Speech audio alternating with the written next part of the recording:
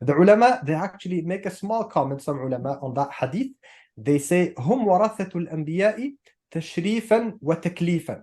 So they are the inheritors of the prophets, tashrifan, in terms of being honored, and also taklifan, in terms of responsibility here. You don't just get, as we say, ghunmun wa ghurmun. That's to be fair in business. You want to benefit, you want to take the profit, well, you have to invest, you have to work, you have to sacrifice. You can't just, like, who are these ulama? Who are they to just inherit from the mirathul anbiya without paying a price? Even prophets pay the price. The most tested people were prophets. You know how the prophets, how Rasulullah sallallahu alaihi wasallam, when he received the wahi, we all know the story, that Jibreel alayhi salam, he came to him, he hugged him so severely, so strongly, that he said alayhi salatu hatta balagha minni al-jahda, almost like choked.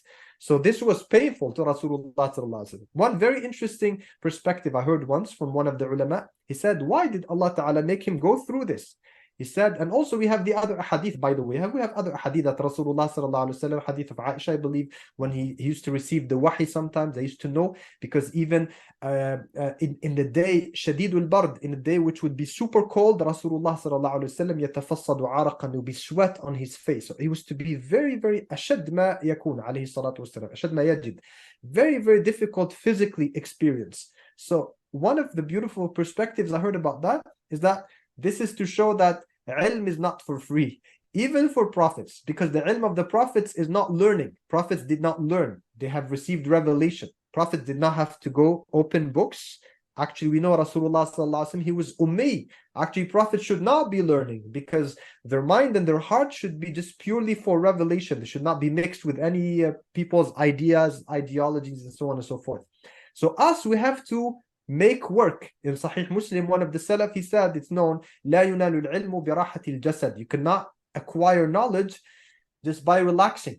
It will take a toll, it will take a pain on you physically. So again, the ulama, they would spend endless nights without sleeping. Imam Bukhari, when they talk about Imam Bukhari, how he wrote his Sahih al-Bukhari, we struggle. Some of us, we say, oh, I'm worried, I'm not going to wake up for Salatul Fajr, I'm very tired, I have to put like 5 alarms and to tell someone to wake me up and everything.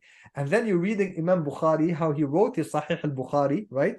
So he would sleep, they say he would sleep, and there's like, I don't know, after 45 minutes, an hour or something, he remembers a hadith and he wakes up, puts on the candle, and he writes some notes and then goes back to sleep for some time. So he would say he wakes up many times in one night. So this is someone who's living just by that. Even in his sleep, he's just thinking about that. So the prophets did not have to go through that process of writing and traveling and everything. But still, Allah Ta'ala is making them sacrifice and feel the suffering, the sacrifice for acquiring knowledge, even if it's through revelation. So that's why the ulama, they say, al-ulama, they will inherit the honor, the value, if they are sincere, truly ulama rabbaniyin. Well, glad tidings to them, great for them. They will be with the prophets yawm al-qiyamah. They will be from the imams lil-muttaqeen, from the highest people. They were guides to Allah subhanahu wa ta'ala. Because yes, truly, if someone is a sincere alim as Allah subhanahu wa ta'ala wants him to be, nobody in this world can imagine what their ajr will be yawm al-qiyamah, what their reward will be yawm al-qiyamah. We cannot imagine how Allah Ta'ala will honor them. But this will come with great sacrifice, including the fact that the ulama, they say, by default, the alim should not conceal ilm when people, they need it. Man katama ilman uljima yawm al-qiyamati bilijam min nar. They're not allowed to conceal knowledge when there's a need for it.